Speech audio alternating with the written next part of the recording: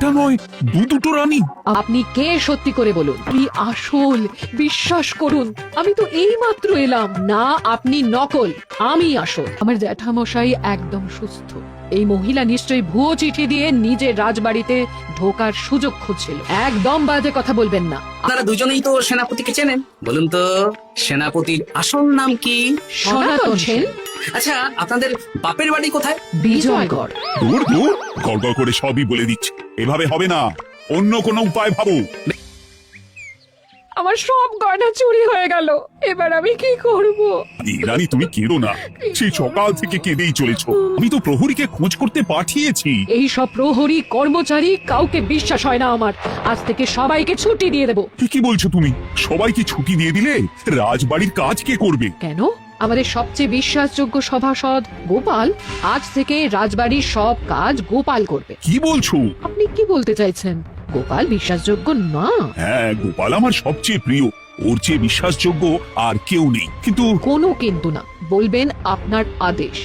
এক্ষুনি গোপালকে ডেকে পাঠান। যেমন তোমার ইচ্ছে।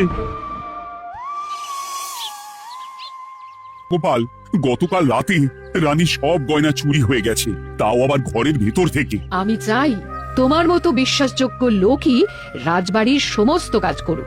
মানেটা ঠিক বুঝতে পারলাম না রানীমা। মানে আমি রাজবাড়ির বেশিরভাগ কর্মচারীকে ছুটি দিয়ে দিচ্ছি, তার বদলে রাজবাড়ির কাজ করবে তুমি। কিন্তু কোনো কিন্তু না। রাজসভার ভাড়ামো অনেক হয়েছে। এবার থেকে তোমার কাজ বাসন মাজা, ঘর মোছা, কাপড় কাচা, পুরো রাজবাড়ি ঝাঁট দিয়ে পরিষ্কার করা। এই সেরেছে। যাও, রান্নাঘর থেকে বাসন নিয়ে পুকুর পাড়ে গিয়ে বাসন মাজবে। কি গোপাল, রাজসভা থেকে সোজা পুকুর পাড়ে? কি হয়েছে নাকি? খুব হাসি পাচ্ছে না? হাসি তো পাবেই। নতুন রানীমা আসার পরে তোমার এই হাল করে ছেড়ে দিল। নতুন রানীমা? না, আসলে ঘটা বলতে চাইছে রানীমা তোমাকে নতুন চাকরি দিয়ে এই হাল করলো। যা হয়েছে ভালো হয়েছে। আমার পেছনে না লেগে নিজের কাজ করুন, যান। কোথায় কি বলতে হয় জানিস না নাকি?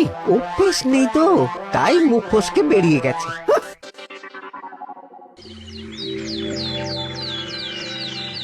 রাজ্যে চোরের উপদ্রব বেড়ে গেছে, তাই আমরা কিভাবে চোরের উপদ্রব কমানো যায় সেই নিয়ে আজকে একটা আলোচনা করব। কিন্তু মহারাজ, রাজসভায় এখনো তো সবাই আসেনি।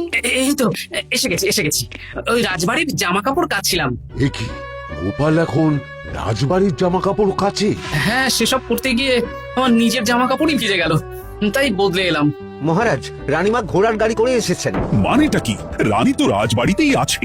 কি মহারাজ, আমি প্রহরীদের কাছে শুনলাম আমার মতন দেখতে কেউ রাজবাড়িতে উড়ে এসে জুড়ে বসেছে। মানে তুমি তো আগেই চলে এলে। কি কাণ্ড! এই কে? শুনলাম আমার মতন দেখতে কেউ এসেছে। ও আচ্ছা, আপনি। তা কি চাই আপনার? বোঝো কাণ্ড, একরকম দেখতে একরকম গলা। এ বলে আমি আসল, ও বলে আমি। হয় হয় হয়, আসল নকল বোঝাই দায়। একটা নয়, দুটো রানী। আমার জ্যাঠামশাই একদম সুস্থ। এই মহিলা নিশ্চয়ই ভুয়ো চিঠি দিয়ে নিজের রাজবাড়িতে ঢোকার সুযোগ খুঁজছিল। একদম বাজে কথা বলবেন না। আপনি কে সত্যি করে বলুন। সমস্যা সমস্যা, ঘোর সমস্যা। আমার কোনো পাণ্ডিত্য দিয়ে বুঝতে পারছি না কে আসল আর কে নকল। আমি আসল, বিশ্বাস করুন। আমি তো এই মাত্র এলাম। না, আপনি নকল, আমি আসল। কিভাবে বুঝবো? আমি বলবো মহারাজ, এই যে এই রানী আসল। হ্যাঁ, কিন্তু মন্ত্রীমশাই, আপনি কি করে বুঝলেন? না মানে এই রানীমা তোমার উপরে এত ভরসা করে রাজবাড়ির কাজ করাচ্ছেন, কাউকে বিশ্বাস করেননি, একমাত্র তোমাকে বিশ্বাস করেছেন। এত ভালোবাসা, এত বিশ্বাস কার থাকতে পারে বলো? মানে গোপাল, তুমি রাজবাড়ির কি কাজ করছো? বাসন মাজা, ঘর মোছা, বাগান পরিষ্কার, অনেক কাজ করছি রানীমা। আপনার সব গয়না চুরি হয়ে গেল, তাই কাউকে বিশ্বাস করা যাবে না বলে ওই রানীমা আমাকে কাজে রাখলেন। ওই বন্ধ করে একটা উপায় বের করো। বেশ বেশ, আমি ধরে নিচ্ছি দুজনেই আসল। তাই আপনাদের দুজনকে আমি পরীক্ষা নেব, দেখবো কে উত্তীর্ণ হন। তাই নাও। আপনারা দুজনেই তো সেনাপতিকে চেনেন, বলুন তো সেনাপতির আসল নাম কি? সনাতন সেন। আচ্ছা, আপনাদের বাপের বাড়ি কোথায়? বিজয়গড়। দূর দূর, গড়গড় করে সবই বলে দিচ্ছে। এভাবে হবে না, অন্য কোনো উপায় ভাবো। বেশ, সেনাপতি তলোয়ার দাও তো। দিচ্ছি। এই নিন, এই তলোয়ার দিয়ে মহারাজকে মেরে ফেলুন। আপনাদের মধ্যে কে মারতে চান বলুন? এসব তুমি কি বলছো গোপাল? মহারাজ আমার পতি পরমেশ্বর, ওনাকে আমি মারতে পারি? আমি স্বপ্নেও ভাবতে পারিনি গোপাল তুমি এই জঘন্য কাজ আমাকে করতে বলবে। আমি নিজের প্রাণের আহুতি দিতে পারি, কিন্তু মহারাজের গায়ে একটা আঁচড়ও দিতে পারবো না। উফ, খাম্বাজরাজ বেছে বেছে এক ধুরন্ধর নারীকে পাঠিয়েছেন, কোনো জবাব নেই। আমি বুঝতে পারছি না মহারাজ, এনাদের হাবভাব, কথাবার্তা, রূপ সবই একরকম। তবে যিনি ঘোড়ার গাড়ি চেপে এখন ফিরলেন, তিনি আসল হলেও হতে পারেন। আমি আসল বিশ্বাস করুন বললেই হলো? আসল হলে প্রমাণ করুন। বেশ, আজকে আর মাথায় কিছু আসছে না, আমি কাল আসবো। ততক্ষণ আপনারা দুজনে রাজবাড়ির দুটো ঘরে থাকুন। কি ছক মারিতে পড়লাম রে বাবা।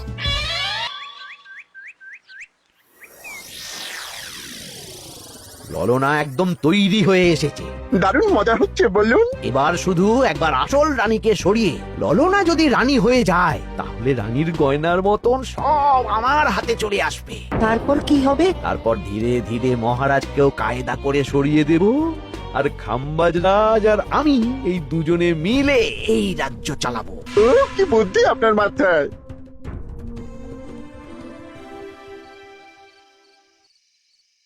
বলছি শোনো না, আমার শাড়িটা একটু ছিঁড়ে গেছে গো। তুমি বাজার থেকে কালকে আমার জন্য একটা শাড়ি নিয়ে আসতে পারবে? হ্যাঁ? আচ্ছা বেশ, নিয়ে আসবো শাড়ি। শাড়ি শাড়ি শাড়ি, এই তো মাথায় বুদ্ধি এসেছে। কাল নয়, আজকেই।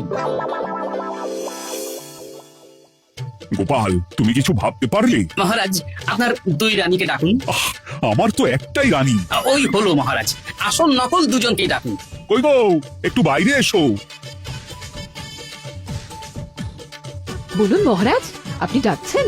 আচ্ছা, আমি দুটো শাড়ি নিয়ে এসেছি, লাল শাড়ি আর নীল শাড়ি। এই দুটোই মন্ত্রপুত শাড়ি, এক সিদ্ধ পুরুষ দিয়েছেন। কে তিনি? না, সেসব এখন বলা যাবে না, তবে এই শাড়ি দুটো একটা একটা করে ওনাদের দিয়ে দিন।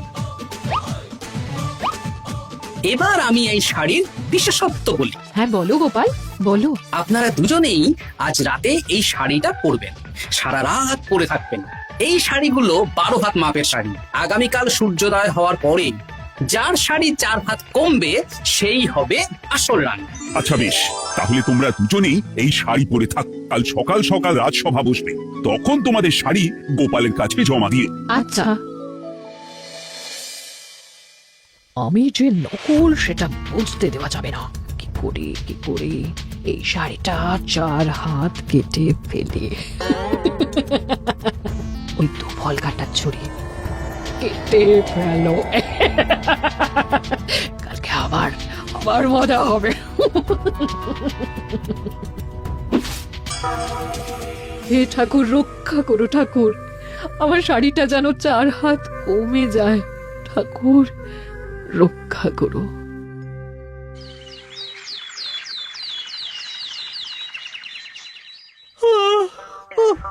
এত সকাল সকাল রাজসভা, দূর, ভালো করে ঘুমটাও হলো না। আমি তো ঘুমোইনি, চিন্তায় ঘুমই আসেনি। কই গো, তোমরা এসো। এই নিন আমার শাড়ি, এবার মেপে দেখুন, এটা 4 হাত কমে গেছে। এই দেখুন মহারাজ, বিশ্বাস করুন আমি আসল, কিন্তু এই শাড়িটা সারা রাত পরে থাকা সত্ত্বেও 4 হাত তো দূর, 4 আঙুলও কমেনি। লাল শাড়িটাই ছোট মনে হচ্ছে। তাহলে তুমি আসল? উফ, বাবা, বাঁচা গেল। আয়, কে আছো? এই নকল রানীকে কারাগারে বন্দি করো। দাঁড়ান মহারাজ, বন্দি করতে হলে যার শাড়ি 4 হাত কমে গেছে তাকে বন্দি করুন। কেন? আমার শাড়ি তো 4 হাত কমে গেছে। শর্ত অনুযায়ী যে আসল, তার শাড়ি তো 4 হাত কমবে না, আপনি ধরা পড়ে গেছেন নতুন রানীমা। এগুলো কোনো মন্ত্রপুত শাড়ি নয়, এগুলো আমার পরিকল্পনার প্যাচ। আপনি নিশ্চয়ই নিজেকে আসল প্রমাণ করার জন্য শাড়িটা কেটেছেন। না মানে, না না না, তাহলে কমলো কি করে? না মানে হয়ে গেল। সত্যি গোপাল, তোমার বুদ্ধির জবাব নেই। গোপাল, তুমি আমাকে বাঁচালে। এই যে নতুন রানীমা, চুপ করে কেন? ওকে আমি কারাগারে গিয়ে বেত মারছি, তাহলেই সব বলবে। বল, কে তুই বল? আসলে মানে আমার নাম ললনা।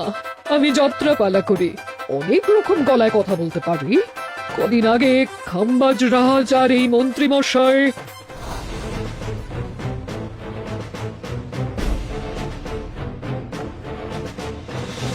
বাহ বাহ বাহ বাহ বাহ। এ তো দেখছি ললনা ছলনা, তার মানে রানীমার গয়না। ওগুলো তো সব মন্ত্রীকে দিয়েছে, জানলা দিয়ে কাপড়ে পেঁচিয়ে নামিয়ে দিয়েছি। মন্ত্রী, তোমাকে আমি শুলে চড়াবো। ভুল হয়ে গেছে মহারাজ, আমাকে ক্ষমা করুন।